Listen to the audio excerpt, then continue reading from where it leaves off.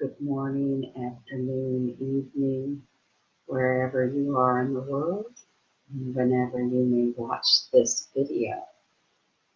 Today I'm going to just revisit a little bit of moving with injuries, and I had surgery a week ago to remove the pin from my wrist. Let's see, I'm trying to find, whoops, lower. Yeah, there we go. I don't know if you can see where the incision was. Yeah, there it is. You can see it. And what astonished me was what came out of this. Look how long this pin is. I mean, it just blew my mind. But that's what they pulled out of my wrist. So it was no wonder that I was having discomfort in the thumb area when I was, moving like this.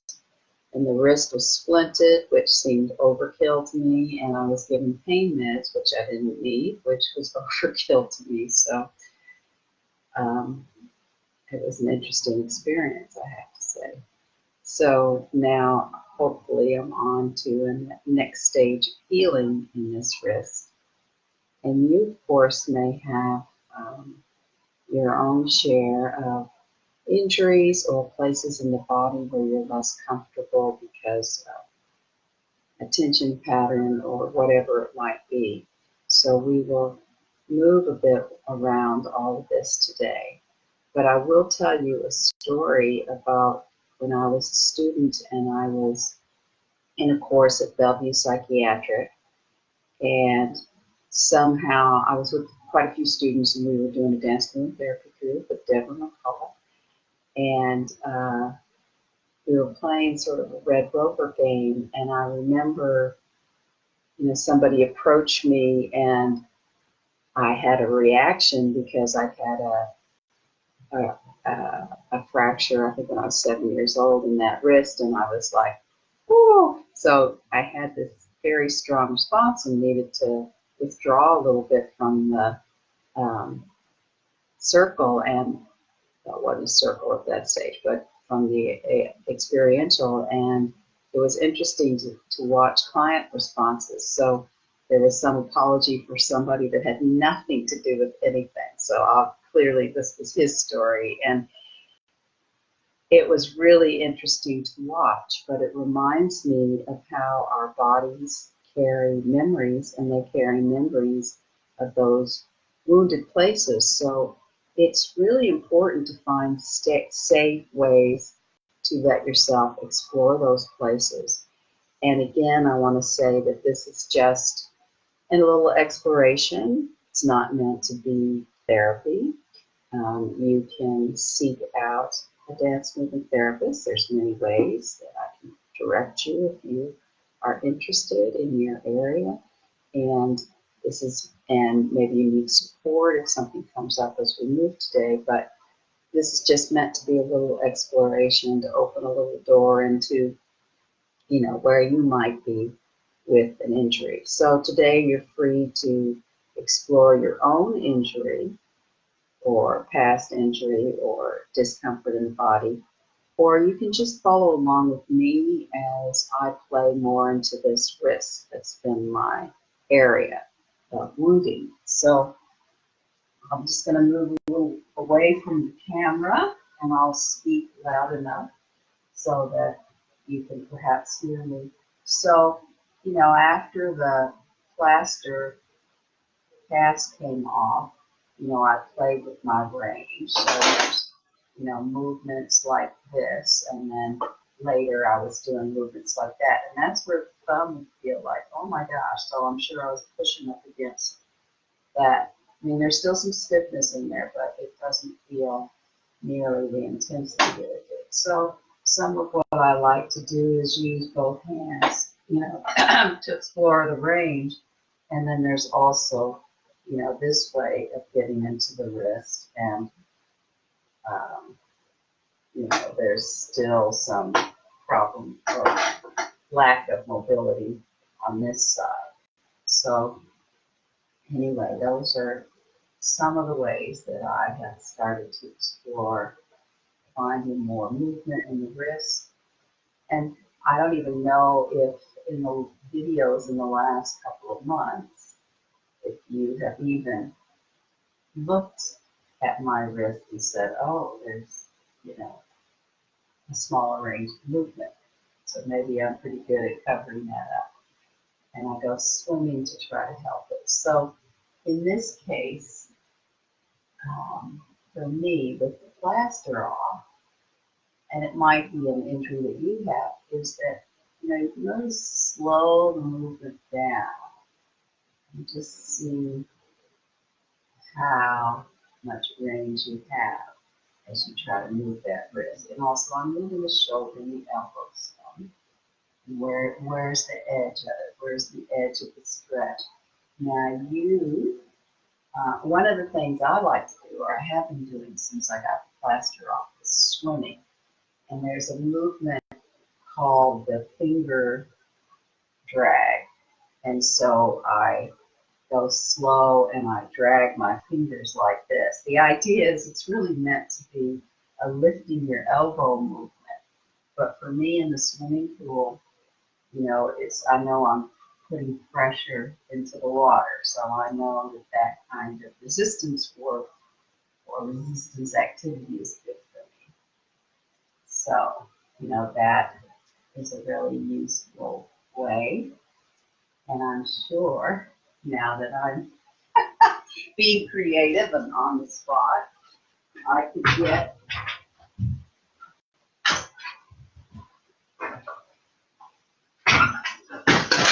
one of Donna's, sorry to leave the camera out, one of Donna Newman Bluestein's, little bit of, you know, probably should put on, you know, I could get one of her Octalinks and put that also around the wrist if I want some resistance. And of course, I'm going to prefer Donna's Octalinks because of the more dancey aspects of it than, say, that video I did about the yoga belt or the video I did about with the other exercise sort of yoga belting. There's that one that's sort of an exercise thing. So anyway, this is also a useful thing. So for instance, if you have a shoulder injury, this Octoband link can really allow you that movement range. And so, for me, you can see that what I can do is I can press that hand over it and, you know, get another way of moving in it and perhaps greater stretch in the wrist. So while I'm moving in the injury, there is that functional aspect. But then there's, you know, what's more expressive, what's unexpected about it. So as I move this, I'm wrapping it in my hand a little bit, and I like pull on the Octolink to see if I can get more range in that wrist. Put it on the floor and really move out of the floor with it because I've been practicing a lot. Trying to get half handstands and handstands back. Eventually bird poses, forearm balances. And the other thing that's been frustrating for me is trying to get my hands in reverse namaste prayer position, which was never easy for me anyway, perfectly, but just trying to get more of the wrist action. So that will definitely be part of my exploration. So anyway, with this Octobion links, I'm getting more resistance. I'm able to be a little more expressive, feel different parts of my body. So it's never just about this one affected area, but it's also giving yourself that opportunity to see what's going to help the body move more fully, more ease. So, these lives are meant to give you ideas about moving your body, greater awareness towards different themes, images, symbols in your body. And today I'm just trying to just explore that wrist after the surgery. The second surgery, which I suppose was an easier surgery because it was a removal of the pin and I wasn't really in that pain. So as we move, you can always look at how we support the body too. So right now I've stayed on this lower level so that I can, really show you more through my wrist, the different things that I'm doing to try to, get that range. And certainly with the wrist, there's movements like putting the hands under the knees and moving that way, or doing the opposite, putting the hands this way and getting the knees on there, finding a little bit of pressure, playing with that.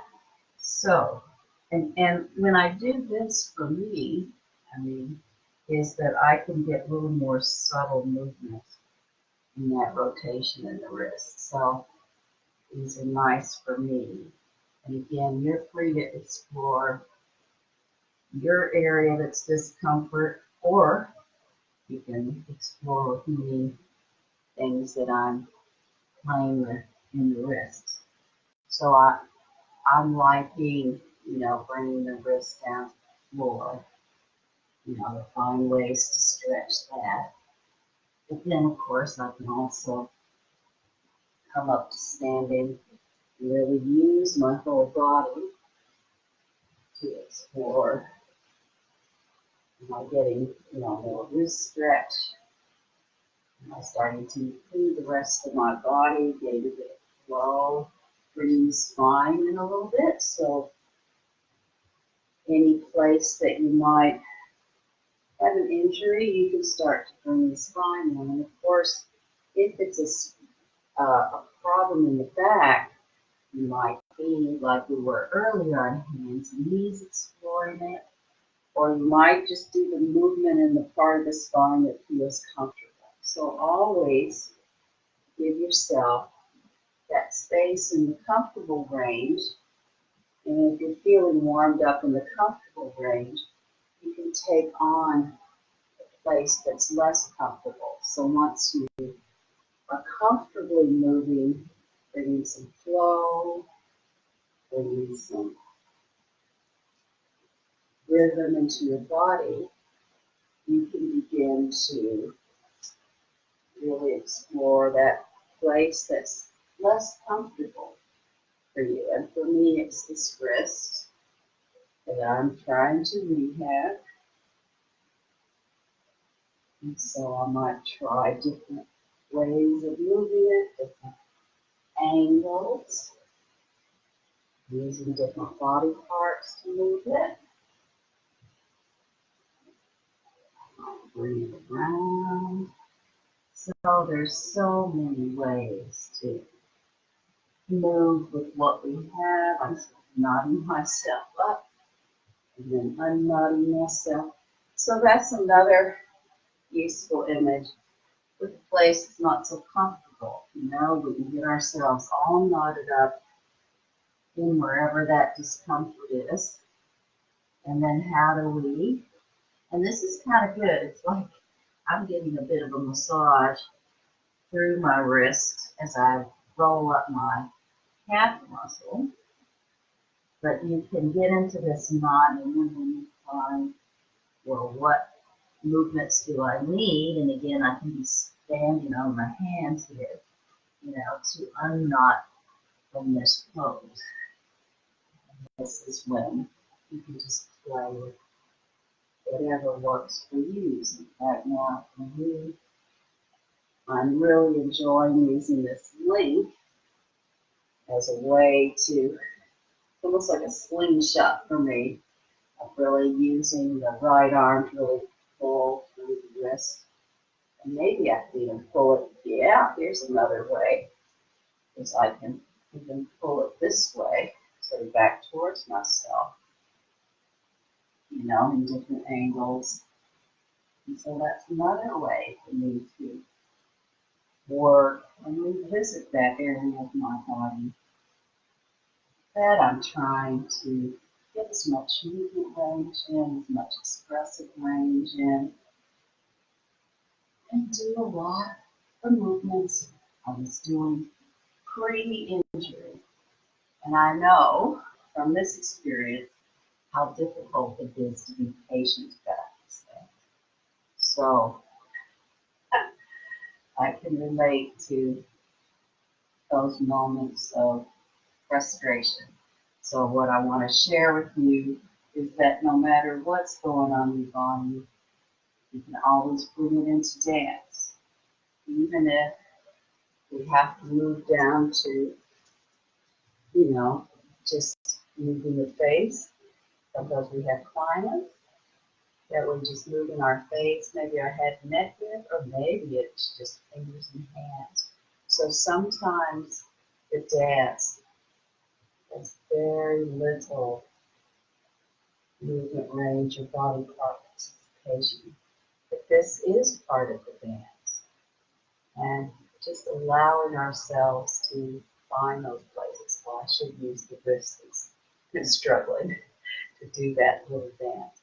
But anyway, so doing the little dance can be so meaningful and very powerful as well. So wherever you are in your journey with well-being, with wellness, with injuries, there's something you can do. So thank you for joining me today. And again, these are called Octalinks and Donna Newman Bluestein. You can see I wasn't prepared. I didn't pull them out this morning. Donna Newman Bluestein sells these through the Octavand thing. And so they're just very lovely. I'm so happy to have them as a resource tool in my little basket. So I see Anne has been here. I hope there's been something useful for you. And again, I'm just going to show you, this is the thing that was in my wrist. So no wonder I had some discomfort. It's hard for me to find the camera, figure out where I show it. So it was a pretty long piece of metal. And I had a friend yesterday tell me, oh, you should make a piece of jewelry out of it. Well, isn't that brilliant? So it'll remind me of my healing. Kind of reminds me of the coats that Clarissa Pinkola Estes talks about in Women Who Run with Wolves. And she talks about having this coat that's everything we've carried in our lifetime. It's a reminder of everything we've been through. So that's kind of making a piece of jewelry out of my little pin reminds me of. So thank you for joining me. And yes, I'm glad I got it out too, Anne. I'm so happy. Thank you for joining me.